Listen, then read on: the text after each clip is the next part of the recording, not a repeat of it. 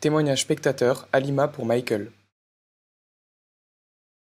Alors, je m'appelle Halima, j'ai 36 ans, je suis chanteuse et comédienne et je suis en situation de handicap visuel et je suis malvoyante. Alors, ma déficience visuelle, moi, elle m'impacte beaucoup sur tout ce qui touche à tous les aspects visuels d'un contenu audiovisuel. Donc pour moi, on est vraiment sur une limite d'expérience quand je passe à côté de toutes les informations visuelles d'un contenu vidéo. Alors, moi, j'adore aller au cinéma. C'est malheureusement quelque chose que je fais pas assez. J'essaye un tout petit peu plus maintenant parce que je sais qu'il existe des dispositifs qui fonctionnent en plus. Ma fréquence, moi, je dirais que c'est à peu près un film par mois. Comment avez-vous choisi votre séance et trouvé les informations? Alors, c'était un peu plus, je vais pas dire plus compliqué que d'habitude, parce que généralement, moi, quand je vais au cinéma, c'est souvent UGC par Dieu. Je connais bien les lieux et j'ai plutôt mes petites habitudes. Et puis en plus, le personnel change pas, donc on va dire que c'est plutôt simple pour moi d'aller UGC par Dieu. Maintenant, par rapport au film que j'ai choisi, là se posaient plutôt les horaires qui étaient pour moi un peu contraignantes. Et surtout, bien évidemment, il me fallait impérativement une version VF. Parce qu'une version VO avec une audio-description en VO, ça allait faire un peu beaucoup. Voilà, c'était plusieurs critères et du coup, ce cinéma n'a pas pu répondre à mes attentes, donc j'ai dû basculer sur un autre cinéma.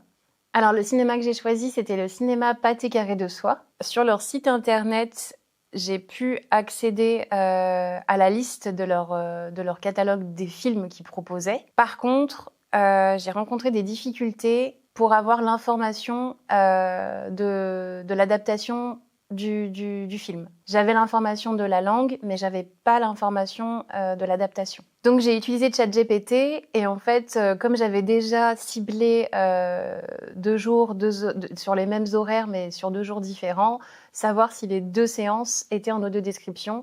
Et ChatGPT a pu me confirmer qu'en effet, elles étaient disponibles, mais par l'application Greta. Moi, je peux pas dire qu'il donne pas l'information. Ce que je peux affirmer, c'est que je l'ai pas trouvé. Peut-être que quelqu'un de plus à l'aise d'un point de vue numérique a peut-être plus de facilité. Et puis moi, j'ai pas mes habitudes sur Pathé. J'ai vraiment mes habitudes sur UGC. Les interfaces sont pas les mêmes. J'étais agréablement surprise déjà de pouvoir moi-même avoir l'information par l'IA. J'étais assez surprise. Utilisez-vous Greta régulièrement? Alors moi, j'ai beaucoup entendu parler de l'application Greta. Mon entourage l'utilise beaucoup. Moi, je suis un peu anti, j'utilise mon téléphone quand je vais au cinéma. Mais là, j'étais un peu dans une situation, voilà, je pense que si j'avais eu le choix, je serais restée sur mes petites habitudes et j'aurais utilisé le boîtier Fidelio que propose UGC. Mais je me suis dit que c'était peut-être aussi une manière à moi d'expérimenter et de tester. Je l'ai fait. L'application est assez intuitive. Pour le coup, il n'y a pas de gros problèmes. J'ai juste rencontré un petit souci par rapport à mon inscription. Comprendre aussi qu'en fait, ça peut se finaliser que quand on est sur place dans le cinéma. Voilà. Après, une fois qu'on est assis dans la salle, on a juste à faire play et ça fonctionne. Là-dessus, voilà, ça fonctionne. Pour Pathé, j'avais envie de rencontrer une personne du cinéma, ne serait-ce que pour lui demander des informations sur Greta. Est-ce que, voilà, pour le coup, moi, j'y connaissais absolument rien dans tout ce qui était mise en place du process. Mais par contre, j'avais besoin qu'on me dise, oui, oui, vous avez juste à attendre que le film fonctionne, vous avez juste à faire lecture, vous téléchargez. On n'a trouvé personne. Et la seule personne qu'on a trouvée, elle connaissait l'intitulé de l'application, mais elle n'avait pas les réponses. C'est-à-dire que pour moi, l'application Greta, elle fait complètement le job, il n'y a aucun souci. Mais par contre, comme je savais que j'allais devoir utiliser mon téléphone, que j'allais devoir utiliser mes écouteurs Bluetooth, ça m'a demandé quand même, après le boulot, de me dire, bon, la séance, elle est dans 2 heures, je vais vite charger tout ça, histoire de ne pas tomber en rade à la fois de téléphone et d'écouteurs pendant la séance. Comment s'est déroulée l'arrivée au cinéma? Moi, quand je vais à UGC par Dieu, ça me dérange pas d'y aller toute seule. J'ai fait plein de séances toute seule. Je suis pris en charge du moment où j'arrive au cinéma et du moment où je finis ma séance et je sors du cinéma. Là, c'était pour moi une expérience un peu inédite au niveau de l'audiodescription de cet établissement-là. J'étais déjà allée voir des films dans cet établissement, mais il n'y avait pas, à l'époque, d'audiodescription sur les contenus audiovisuels qu'ils pouvaient proposer. Là, comme c'était un peu nouveau, j'y suis pas allée toute seule. Donc du coup, j'ai quand même questionné. Voilà, le cinéma, il se situe pas très loin de chez moi. Vraiment, je traverse une rue, je traverse un tout petit peu le centre commercial du Carré de Soie et je suis au cinéma. À l'intérieur, je sais un peu comment il est fait. Là, comme moi, j'étais accompagnée, l'achat du billet, des entrées, s'est fait sur les bornes. Moi, j'aurais pas fait ça automatiquement. Moi, j'y serais allée toute seule. Je serais automatiquement passée par un vrai accueil physique. Du coup, je serais vraiment allée à la billetterie demander une vraie personne pour pouvoir acheter ma place, vu que les bornes, moi, j'y ai absolument pas accès. À la suite de ça, forcément, quand on achète maintenant sa place de cinéma, on doit choisir sa place dans la salle. Moi, ça n'a aucune importance de là où je suis placée, mais encore une fois, je me heurte aussi à quelque chose que je peux pas faire. Quand je suis toute seule, je demande à la personne du cinéma de choisir pour moi.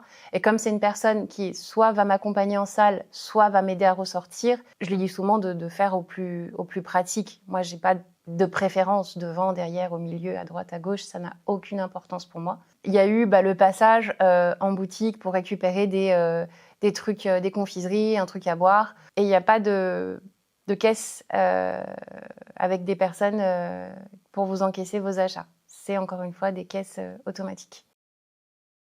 De quel film voulez-vous nous parler et est-ce que cela vous a plu? Le film que j'ai choisi, c'est Michael.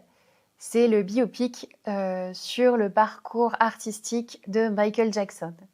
Un film réalisé par Antoine Fuqua et l'acteur qui joue Michael Jackson, c'est Jafar Jackson. On est au début du film, on se retrouve un peu à la création des Jackson 5. Voilà, le groupe composé par Michael Jackson et ses frères et sœurs. Et ensuite, on voit tout son parcours artistique du moment où il est le leader, le chanteur principal ou on va dire un peu le leader des Jackson 5, jusqu'au moment où il s'émancipe de ce groupe, de ce projet artistique pour devenir le Michael Jackson qu'on connaît. Alors, j'ai adoré le film. Ça m'a même beaucoup appris sur la relation qu'il avait avec son père, sur la relation qu'il avait avec sa mère et même sur la relation qu'il avait avec ses frères. La façon aussi qu'il a aussi d'aborder le monde. C'est quelqu'un qui... C'est marrant, je parle de lui au présent alors que... Mais voilà, le travail de la réalisation a été assez dingue. On a, enfin, pour ceux qui connaissent un petit peu cet artiste, on a beaucoup entendu parler de cette personne en tant que grande star, grand chanteur planétaire aux millions de ventes et aux albums incontournables. Et voilà, on sait qui est Michael Jackson, peut-être pas de la même manière, mais le côté humain de ce qu'il était, la sensibilité qu'il avait, ce regard envers les personnes, ça recentre les choses.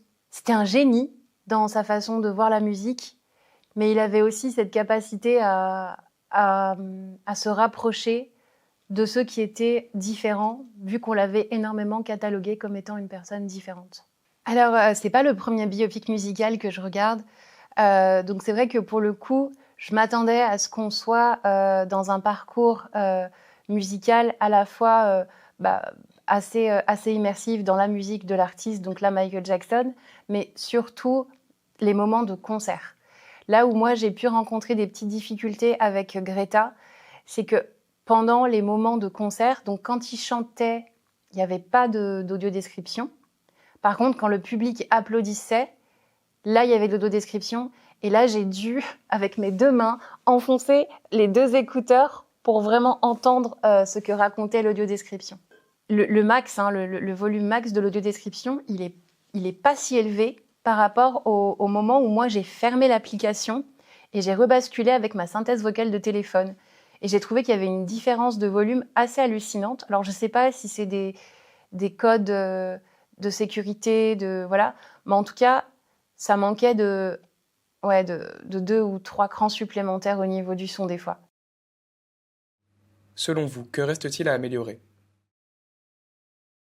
Moi, je préfère voir le verre à moitié plein, donc j'ai trouvé l'information, j'ai dû la chercher et utiliser des outils, d'ailleurs auxquels j'aurais même pas pensé finalement, comme l'IA pour savoir si tel ou tel film était disponible en audio-description. Pour moi, c'est quelque chose qui devrait être plus intuitif quand même. J'ai cherché longtemps, j'ai pas trouvé, donc je me suis dit, bon, voilà. Est-ce qu'automatiquement la séance en VF, ça veut dire qu'elle l'est? C'est écrit nulle part, donc on reste dans de la théorie, dans de l'à peu près. Voilà, si je me déplace, que je réserve une séance en VF, que finalement je découvre qu'elle l'est pas en audio description, bah j'ai fait mon trajet pour rien. Je vais pas, parce qu'elle est pas en audio description, aller voir le film. Parce que je sais que ça existe. Moi, ça me frustrait beaucoup trop de me dire, je vais voir un film. Au départ, je le voulais en audio description. Finalement, j'apprends qu'il l'est pas.